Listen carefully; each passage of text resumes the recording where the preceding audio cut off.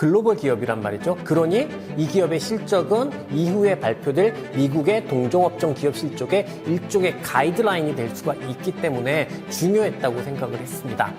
이번 실적에서 매출과 이익 모두 예상치를 상회하는 실적을 발표를 했고요. 올해 실적 전망도 오히려 상향 조정을 시켰습니다. 때문에 독일 증시가 좋았다고 해도 과언이 아닐 것 같습니다.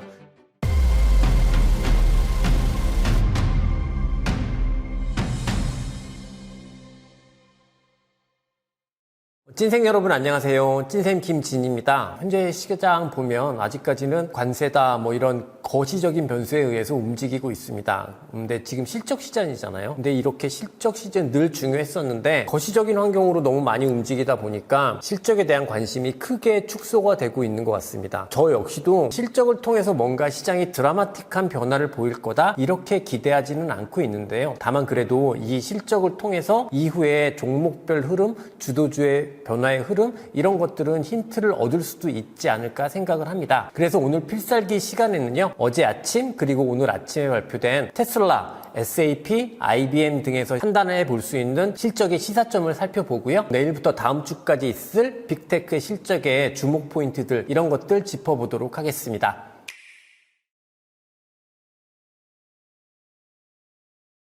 어차피 테슬라 실적에 대한 기대는 높지 않았던 게 사실인 것 같아요. EV 쪽에서 성장이 크게 될 거다 이런 것들을 기대했던 것도 아니었고 테슬라 주가의 원동력이 EV의 성장 때문이다 이렇게 보기도 어려웠습니다. 그리고 그동안 테슬라의 상황을 생각해 보면 조지부서 수장으로 일론 머스크가 악역을 자처하면서 우리는 한국에 살아서 체감이 안 됐지만 미국 내에서는 테슬라 자동차의 불매 운동도 많았던 것 같고 테슬라 차량에 대한 테러 행위도 만연했던 게 사실이라서 실적이 크게 기대되지는 않았던 건 분명한 사실인 것 같아요. 그래서 실적 자체는 좋지 않게 발표가 됐는데 실적 발표 이후에 모건 스탠리나 골드만삭스의 실적 평가를 보게 되면 within low buy side expectation이라고 이야기를 하거나 wasn't as bad as feared라고 이야기를 하고 있습니다. 무슨 얘기냐면 나쁜 것은 이미 알고 있고 다만 최악은 아닌 수준이다 이렇게 표현하고 있는 것 같은데요. 거기에 일론 머스크 또한 조지부서 일보다 이제는 테슬라의 경영에 보다 많은 시간을 투여할 것이다 이렇게 약속을 하면서 주가는 실적 발표 이후에 상승을 보였던 것 같습니다. 근데 결국 저는 이렇게 생각해요. 주가가 많이 하락했기 때문에 나온 상승이다 이 정도로만 보여집니다. 테슬라에 대해서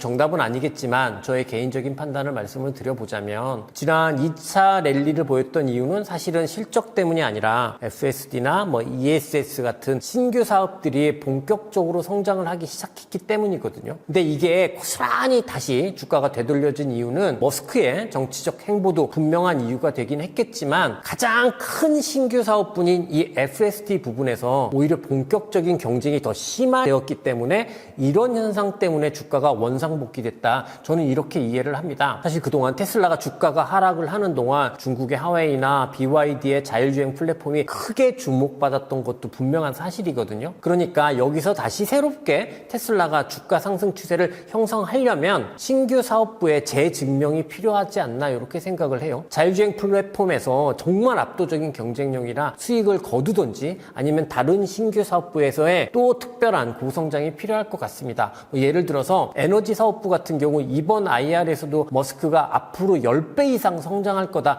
이렇게 호언장담을 하기는 했지만 실제로 이번 분기 실적에서 보면은 에너지 사업부도 그렇게 좋지가 않았던 거거든요. 그러니까 지난밤 실적 발표 이후에 테슬라의 주가가 상승한 부분은 단순히 많이 하락한 상황에서 오는 반작용 정도로만 이해를 하시면 좋을 것 같고요. 이후에도 테슬라의 주가 같은 경우에는 FSD나 휴머노이드 로봇이나 에너지 사업부 이런 데서 강력한 경쟁력이 나오는지 이런 것들이 실제로 확인이 되는지 이런 것들을 단순한 기대감을 가지고 투자하는 것보다는 확인하는 과정을 거치면서 포지션을 조절하는 그런 전략이 더 필요하지 않을까 이렇게 생각을 합니다.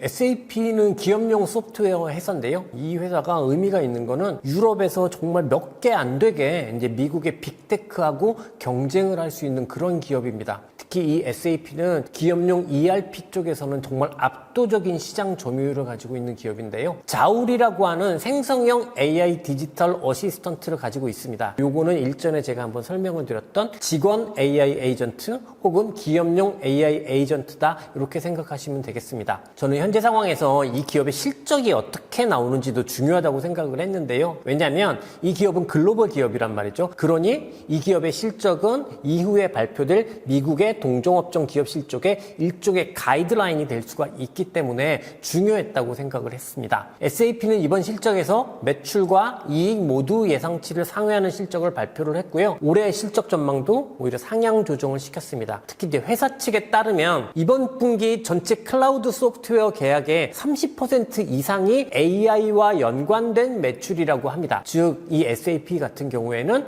AI 에이전트 시대에 실질적인 수익을 내고 있는 기업이다. 이렇게 볼 수도 있는 부분인 것 같습니다. 수많은 소프트웨어 기업들이 생성형 AI를 그들의 소프트웨어와 접목을 시키면서 AI 에이전트 기업으로 변신을 꾀하고 있는데요. 정작 회사의 가치를 바꿀 만큼 의미 있는 실적으로 증명을 해내는 기업이 많지는 않습니다. 그런데 이 SAP는 이미 자사의 소프트웨어를 생성형 AI 기술과 접목을 시키면서 AI 에이전트 시장에 선도적으로 안착한 상황이라고 볼 수 있을 것 같고요. 보시는 것처럼 지난 과정에서도 정말 엄청난 주가 상승이 있었고 SAP 때문에 독일 증시가 좋았다고 해도 과언이 아닐 것 같습니다. 그리고 이번 조정 구간에서도 다른 기업들 대비해서 가장 안정적인 조정을 보인 종목 중에 하나거든요. 그리고 실적 발표 이후에 주가 상승이 빠르게 진행되면서 상승 추세를 복원하고 있다라는 점도 주목할 만한 부분인 것 같습니다. 또한 이런 흐름은 사실 SAP 하나만 중요한 문제가 아니라 우리가 지금 생각하고 있는 기대해보고 있는 투자의 아이디어 중에 하나인 AI 소비 사이클 자체를 기대하게 할 수 있는 요인이라는 점에서 조금 더 큰 의미가 있다, 이렇게 저는 생각을 합니다.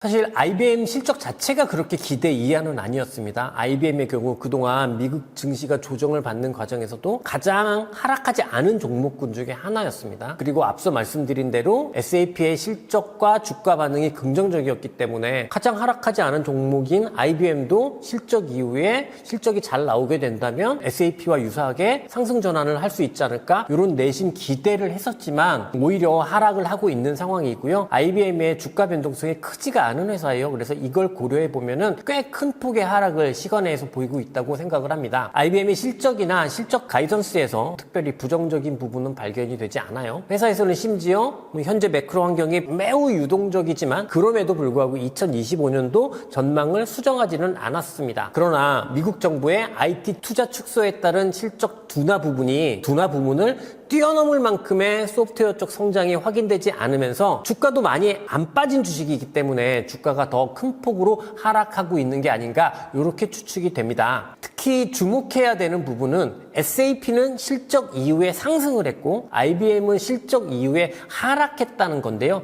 이는 IBM의 경우에는 아무래도 인프라 비즈니스의 비중이 있고 또 대정부 분야의 비즈니스가 크기 때문인 것 같습니다. 지난 분기에는 이런 부분의 우려를 레드햇이라는 소프트웨어 쪽 비즈니스가 강하게 성장을 하면서 우려를 상쇄시켜준 부분이 있는데 이번 분기에는 이게 미치지 못했던 것 같습니다. 그리고 또 하나의 시사점이라고 한다면 결국 소프트웨어 기업 같은 경우에는 업황이 아무리 좋다고 하더라도 개별 기업의 상황에 따라 개별 기업의 경쟁력에 따라 주가가 다르게 전개될 수 있다는 것을 SAP와 IBM을 통해서 확인할 수 있는 계기가 되기도 했던 것 같습니다.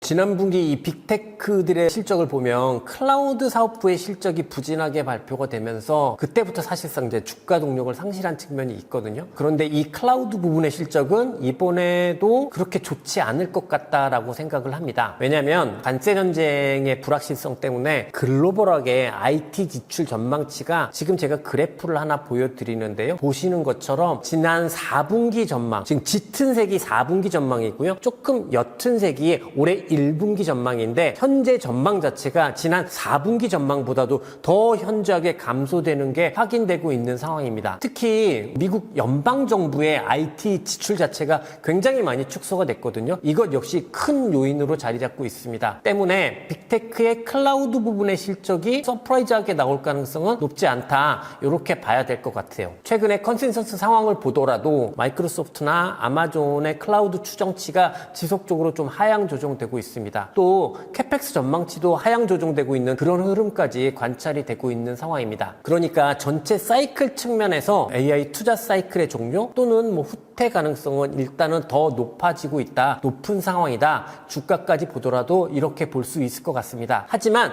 주가 측면에서 보면 앞서 테슬라에서도 봤듯이 이미 주가도 이런 환경 변화에 충분히 상응할 만큼 하락한 상태이기 때문에 실적 때문에 주가가 여기서 추가적인 레벨 다운을 할 가능성이 높다? 이렇게 보기는 어려울 것 같아요. 다만 AI 투자 사이클이 종료됐다라고 한다면 이제부터 빅테크의 실적을 볼 때 중요하게 봐야 되는 포인트는 분명히 달라져야 한다. 저는 이렇게 생각을 합니다. 이전까지 빅테크 실적에서 가장 중요한 포인트는 캐펙스라고 계속 말씀을 드렸어요. 왜냐하면 투자 사이클이기 때문입니다. 근데 이제 투자 사이클이 종료되는 상황이라고 하면 캐펙스는 이전보다는 덜 중요해질 것 같습니다. 그리고 만일 앞으로 오는 사이클이 AI 소비 사이클이라고 한다면 이제부터는 이 빅테크들이 가지고 있는 소프트웨어 쪽 실적을 중심으로 봐야 될 것 같습니다. 이 빅테크들 사실 따지고 보면 앞서 SAP도 얘기했고 이렇게 소프트웨어들을 이야기하고 주목하고 있습니다만 사실 이들이 거대 언어 모델을 가지고 있는 기업이기 때문에 에이전틱 AI 시대에도 가장 강력한 경쟁력이 있는 건 사실입니다. 지난 4월 초인데요. 4월 초에 이 구글에서 에이전트 에이전트라고 하는 AI 에이전트 프로토콜을 발표를 했거든요. 근데 이게 매우 인상적인 반응을 얻어낸 바도 있습니다. 주가로 보면 항상 관성이라는 게 존재해요. 그리고 우리가 그동안 캐펙스, 클라우드 이런 걸로 종목들을 평가해 왔기 때문에 관성에 의해서 이번 분기에도 클라우드 실적이 주목이 되고 이것 때문에 주가 등락이 나타날 수는 있겠습니다만 우리라도 조금은 다른 관점에서 빅테크의 소프트웨어 쪽 수익화에 초점을 맞춰서 실적을 보면 좋지 않을까 이렇게 생각을 합니다. 네, 이상으로 오늘 필살기에서는 관세 정책에 가려져 있는 실적 시즌에 대해서 실적 상황에 대해서 말씀을 좀 드려봤는데요. 지난밤에 시장 반등을 보더라도 여전히 시장 위험이 개별 기업 이슈를 압도하고 있는 상황인 건 맞는 것 같아요. 그래서 현재 이 실적과 같은 개별 기업 이슈가 별로 큰 관심이 안 될 수도 있고 사실 실질적으로 현재 상황에 단기 상황으로는 그렇게 크게 도움이 안 될 수도 있는데요. 하지만 솔직히 의도적으로 좀 이런 영상을 만들어 봤습니다. 왜냐하면 저는 우리 찐생 여러분들만이라도 생각의 속도에서만큼은 시장보다 반박자 빠르면 좋지 않을까. 그러면 미리 준비가 될 테고 그러면 대응하기도 편할 수 있고 대응이 더 잘 될 수 있다. 이렇게 생각하기 때문입니다. 이런 말씀이 예상을 하고 뭔가 예측을 하고 전망을 하고 선제적인 포지션을 가져가자. 이런 게 아닙니다. 제 기준엔 이런 건 반박자 빠른 게 아닙니다. 그건 그냥 예측하는 겁니다. 대신에 생각만 반박자 빠르게 해서 그래서 이런 것들에 대한 스터디를 하고 체크 포인트를 잘 잡고 있으면 그랬을 때 그 생각이 맞게 되면 우리는 이후에 시장에 변화되는 상황에 따라서 누구보다 잘 대응할 수 있게 되고 우리는 대응을 할 거기 때문에 위험도 더 잘 관리할 수 있을 겁니다. 그 차원에서 오늘 영상 좀 잘 이해해 주셨으면 좋겠습니다. 이상으로 오늘 필살기 마무리하도록 하겠습니다. 늘 말씀드리지만 오늘의 영상이 여러분의 투자에 조금이나마 도움이 됐으면 좋겠습니다. 저는 찐생 김진이고요. 끝까지 시청해 주셔서 감사합니다. 그럼 우리 찐생 여러분 화이팅입니다.